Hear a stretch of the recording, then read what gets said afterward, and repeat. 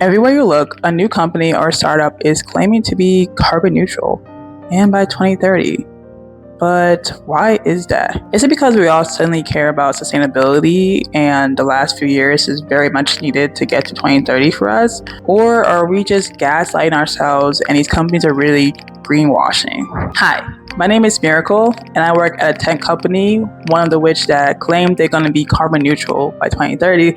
And before I was laid off, my last company also claimed they would be carbon neutral by 2030. But why now and why by 2030? Why can't they just do it today? Well, for those who don't know, carbon neutral means coming back and making sure that anything you've done in your system, your processes, or even making food does not come out and create greenhouse gases that emit and go into the atmosphere. Because as we know, global warming is very much real. You know, those forest fires that happen every year, the constant longer summers, and even the sea level rising. Yeah, that is global warming at its finest. And because we all contribute to these global warming crises, we need to find a better way that makes sure we're not emitting constant carbon dioxide into the atmosphere and we're not causing a worse climate for ourselves. So a lot of companies started to claim they want to be carbon neutral. I think Google was one of the bigger ones that has, every time you click on Google search, they say carbon neutral. Apple claimed to be carbon neutral a few years back with the whole ad of doing Mother Earth and saying that all their products will actually be cleaner than what they were before.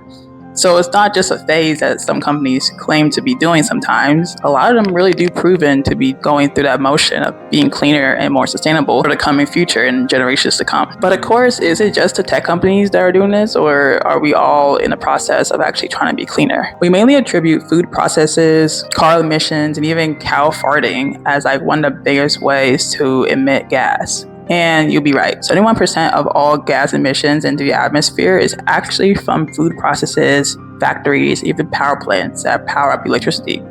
Anything that uses fossil fuel is truly making it worse for the rest of us. But of the 100%, 2 to 4% of that is tech companies and large companies, your Googles, your Apples, your Microsofts of the world. They're the ones contributing so much into the atmosphere. You might be saying to yourself, well, that's not a lot. That's actually pretty little. But think about it. Think about what makes these tech companies go for fossil fuels and need to power up such huge infrastructures into making such huge waste in the end. A lot of these tech companies are running data infrastructures, electricity, and even the recent upgrades of data centers. Mina is running your AI you're probably using to understand this video.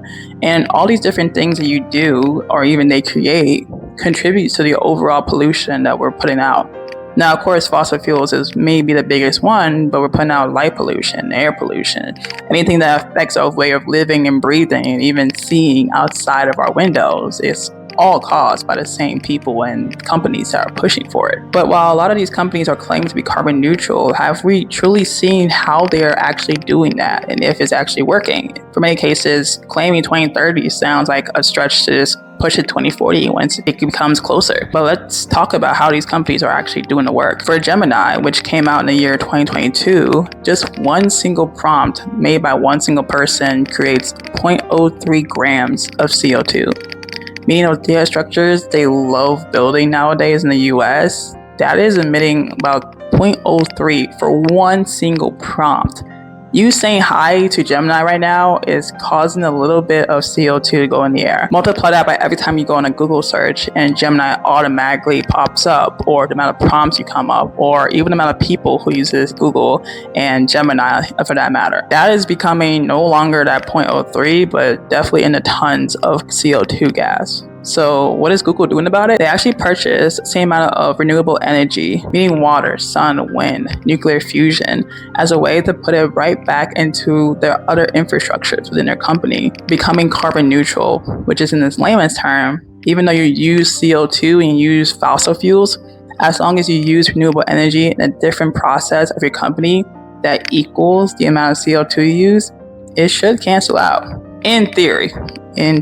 This is all based on Google's 2026 environmental impact report that just came out. Whether or not they're actually using what they purchased is anyone's guess, but a lot of companies are taking this route because it is the easiest way for people to tell if they are truly going carbon neutral, but of course it doesn't say if they actually are using it.